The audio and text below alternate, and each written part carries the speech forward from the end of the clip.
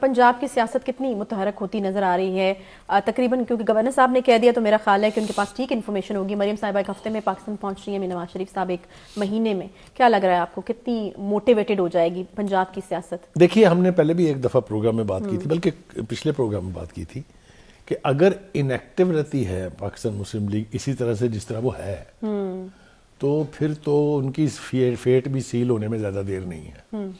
لیکن یہ شاہ ولی الدین صاحب نے جو فرمایا ہے کہ وہ اگلے ہفتے آ رہی ہیں اور ایک مہینے کے اندر بھی نواز شریف صاحب بھی واپس تشریف لے آئیں گے اور میں خود انہیں ریسیو کرنے جاؤں گا ایئرپورٹ پہ، تو ایک کھلا اشارہ ہے کہ اتنی بھی گل نہیں مک گئی. She is coming back. She is coming back after surgery in which she can not raise her voice abnormally، اور وہ تقریر کرنے میں ان کو دقت پیش آئے گی، یہ ہم سن رہے ہیں. لیکن ان کے پاس ایک مقناطیسی شخصیت ہے، شی ہیز اے کرزما، کہ وہ لوگوں کو اٹریکٹ کرتی ہیں. لوگ ان کے جلسوں میں بڑی تعداد میں آتے ہیں. میں نے آپ نے سب نے خان صاحب نے بھی دیکھے ہوئے ہیں وہ جلسے. تو وہ اگر واپس آ جاتی ہیں تو ایک ایکٹیویٹی تو شروع ہو جائے گی، کوئی دو رائے نہیں اس کے بارے میں. لیکن اس سے زیادہ امپورٹنٹ ہے وہ بیانیہ جو اب مسلم لیگ بنانے جا رہی ہے. اچھا، یہ کوئی نیا بیانیہ؟ جی بالکل نیا بیانیہ ہے. یہ بہت دیر سے لیک کرا تھا بخاری صاحب. کہا کرٹیسزم یہی تھا کہ خان صاحب جو ہیں وہ اپنا بیانیہ بناتے ہیں اور اس کو بیچتے بھی ہیں، لوگ بائے بھی کرتے ہیں. دوسری طرف کوئی بیانیہ ہے ہی نہیں.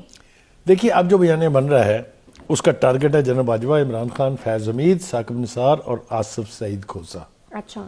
اور ان کے اوپر الزام یہ ہے کہ انہوں نے جو غلط فیصلے کیے، جو یعنی انصاف پر مبنی فیصلے نہیں تھے، ان کی وجہ سے آج ملک اور مسلم لیگ اس نہج کو پہنچے ہوئے ہیں.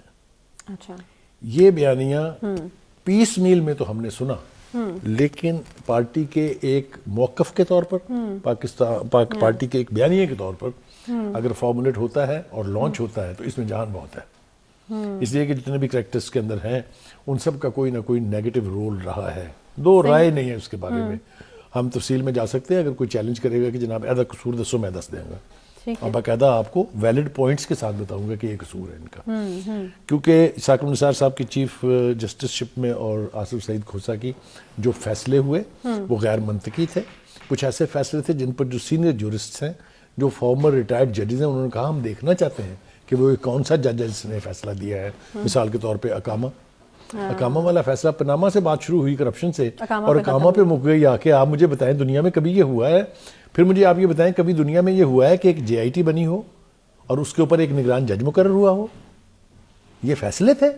یہ منہ چڑھا رہے ہیں انصاف کا اس قسم کے فیصلے. بے پناہ مثالیں میں آپ کو دے سکتا ہوں. جنرل صاحب، جو مینڈیٹ چوری کرنے کی بات پیپلز پارٹی کرتی ہے، جو مینڈیٹ چوری کرنے کی بات نون لیگ کرتی ہے، وہ کس نے کرایا تھا؟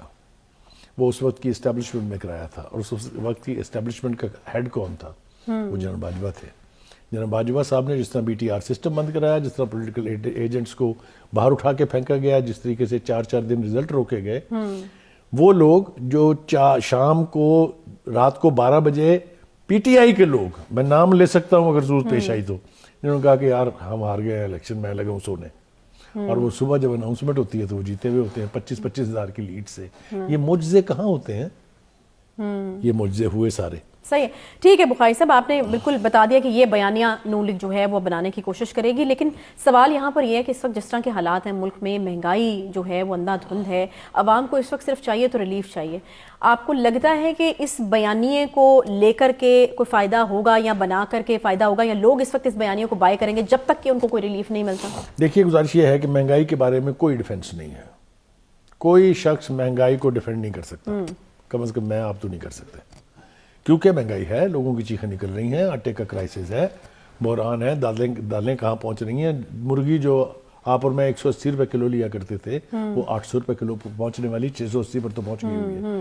تو اس سے ناک میں دم ہے عوام کے دلوں میں. کسی رولنگ ایلیٹ کے لیے کوئی پازیٹیو جذبہ نہیں ہے، یہ کوئی دو رائے نہیں اس کے بارے میں. اور ہم امید کرتے ہیں کہ جلد وہ اس کا کچھ کریں، ورنہ میں ڈرانا چاہتا ہوں اس سٹنگ گورنمنٹ کو اس وقت سے جب لوگ پھر اپنے فیصلے خود کرنے لگیں گے. وہ صاحب اس کا اشارہ تو مل گیا نا، انڈسٹریلسٹ رو پڑے ہیں گورنر اسٹیٹ بینک کے سامنے، رونا نہیں ہے، پھر تو لوگ لوٹ مار شروع ہو جائے گی، پھر لوگ رلائیں گے حکمرانوں کو. جس طرح میں اشارہ کر رہا ہوں وہ یہ ہے لوگ نہیں روئیں گے، پھر حکمران روئیں گے. لوگ ابھی رو رہے ہیں. ابھی تو لوگ رو رہے ہیں.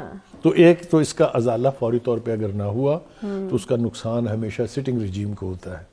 اس وقت حکومت میں یا پیپلز پارٹی ہے سندھ میں اور یا سینٹر میں نون لیگ یا پی ڈی ایم ہے، باقی تو کہیں حکومت ہے ہی نہیں. تو ذمہ داری ساری ان کی بنتی ہے. اور اب جب انٹرم گورنمنٹس آ جائیں گی تب بھی ذمہ داری اس حکومت کی رہے گی، کیونکہ الیکشن کرانے کی ذمہ داری ان کی ہے.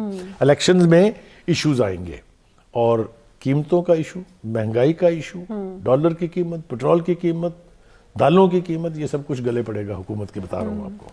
بخاری صاحب، بڑی عجیب و غریب قسم کی صورتحال ہے اس وقت. پنجاب آبادی کے لحاظ سے سب سے بڑا صوبہ، نہ یہاں حکومت ہے نہ کے پی میں حکومت ہے، اور حالات اتنے خراب ہیں. تو پھر ابھی تو جو ہے وہ کچھ حل ہوتا ہوا نظر نہیں آ رہا ہے. ایک چھوٹا سا یہاں پہ بریک لیں گے جی. جب واپس آئیں گے تو اسی پر بات کریں گے. صدر مملکت کی طرف سے بھی ایک مشورہ دیا گیا ہے، اس پر کتنا عمل جو ہے وہ کیا جا سکتا ہے، ہو سکتا ہے، اس پر بھی بات کریں گے. پھر کچھ صوبوں کے حوالے سے کہ وہاں پر الیکشن کی اسٹریٹجی جو پی ٹی آئی کی طرف سے کیا ہے، اس پر بھی بات ہوگی. ایک بریک کے بعد ساتھ رہیے.